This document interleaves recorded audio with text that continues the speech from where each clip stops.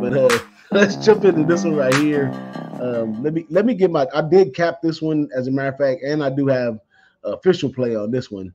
So let me go ahead and pull up my numbers on this one. Let's see here. Gotta stop that one real quick, and let me bring up another one. And you guys know from last time that this is my personal sheet that I use when I go over games right here. This is the good stuff right here. I usually don't let anybody get this one, but this is the good stuff. So this one right here, I'm gonna go first on this one. Minnesota versus Nebraska, both in the Big Ten. Another spot where I see there's some interest right here in fading Nebraska. I mean, you know, they lost their coach earlier in the season. They played through that a little bit. They're 3-5 total, 2-3 in the conference. They're not really going nowhere right now. And this is a point where I think some players are jumping off and getting ready to make their next move, their best move. Minnesota, on the other hand, they're 5-3. They've been playing some solid football. The 3 losses, you know, they got caught up here and there, but a really good football team with PJ Fleck. We've been watching these guys for a long time right here, and they're trending to the under as well. They're 3-4. I mean, they're 3-4 to the under. And Nebraska, they're 3-5 to the under. So 2 teams again that are both trending to the under right here. And Nebraska team who might give up on the field, dealing with the interim coach, not really knowing where the organization is going right here. Only thing maybe bright in their favor is it's some decent coaches out there looking for some jobs, and they can land a good one. But some of the value at some of the other schools like Auburn, maybe you could even say Georgia Tech. I mean, but getting into the Big Ten is a big squeeze as well. So they may get a good quality coach out of this one. Now, Minnesota won last at home, 31-0 versus Rutgers. And Nebraska, they took a home loss to Illinois, who I was on last week, 26-29. Nebraska has Michigan coming up next, and Minnesota has Northwestern. So Minnesota has a pretty good path towards maybe even playing in the conference championship, but we'll see, because the Big Ten is notorious for knocking each other off somewhere, somehow. Offense versus defense. We're looking at Minnesota with the 67th ranked offense going against the 106th ranked defense. They're giving up 480, 32 points a game, 41 attempts for 192 on the ground, 39 attempts for 288 in the air. So basically on defense, they really can't stop a lot. You know, they're allowing teams to convert on third down at 43%. And on offense, Minnesota's been doing great. They're a run-first team, 43 attempts a game, 211 on the ground. They only passed 23 times for 173. They're 59% on third downs. The sack rate is low at 7, 86% in the end zone. And as we look at it the other way, we're looking at Minnesota with the number 4 defense, only allowing 15 points a game, to this upside-down offense over here, ranked number 76. They're giving up 25 points. I mean, they're only scoring 25 points a game at 397 yards. Not much that they do on offense great at all, but Minnesota offense doing great. Giving up 29 attempts for 116 yards on the ground, 28 attempts for 169 yards in the air. And if you could take a team, how do you feel about this, Noli?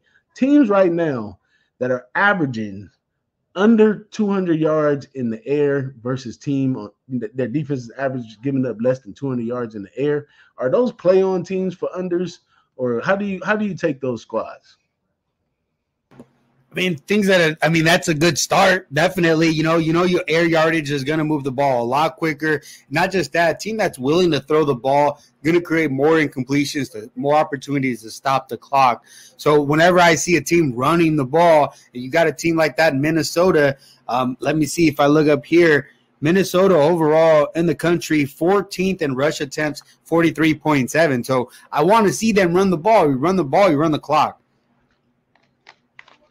Absolutely. That's always in our favor.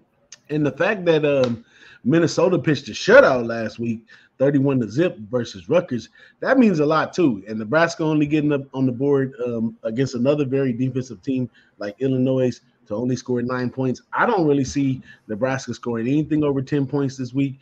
And I think we're going to have to – this total is 46.5 when I capped it. I'm not sure. What does it say on the screen right now? I can't even see it. But, it's still at 46. So it went down to half a point. Is that what you got, Noli? Yes, sir. Yeah.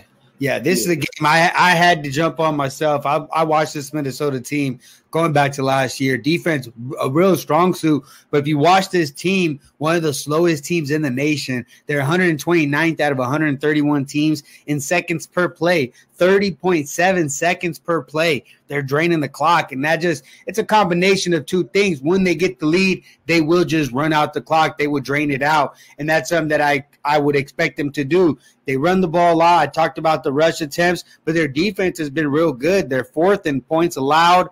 They're 7th in opponent third down conversion rate. So they played really well, and they're third in possession percentage, 59%, close to 60% percentage. So they hang on to the ball quite a bit, run the ball a lot. And so those numbers are just going to equate to an under more often than not. Nebraska's offense hasn't been able to produce much of anything the last couple of weeks. And you see in these right here in this type of weeks, these kids figure out that we're really not doing much. So how are they responding? They're not coming out very much. And it's a difficult task going against a physical Minnesota team. I like the under. This one I like quite a bit, actually. Yeah, this one is a play for me, and that's the under. The 6 gives me a little breathing room right there in this one. But I think Nebraska at most probably score about 2 touchdowns. But I think Minnesota keeps this under, maybe scoring about 27 or somewhere right there. I kind of lean taking the points with Nebraska at home because it's just a home game, up in Lingen. It's supposed to be these type of vibes or whatever. But we're not talking about week 5 or week 6 when we thought these guys was counted out and they kept playing. We're talking about week 10 now when people's like, hey, parents are calling, checking in on kids like, what you going to do? We're going to make our next move the best move. So I'm going to ride with it this time, taking the under. Like I said, I lean Nebraska. What you think about the side, Noli?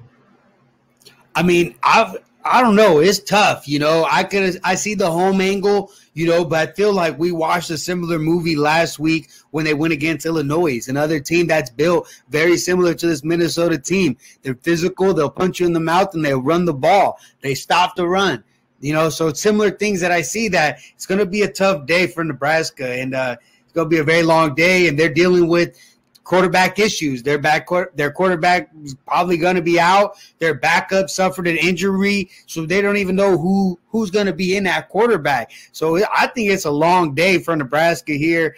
It's crazy to say it, but they correlate -16 and under 46. Minnesota, I think, much more physical team. I think they grind it out, even with the 16. You heard it right here first on the Boston the Sauce Show with my man Noli Knows right here.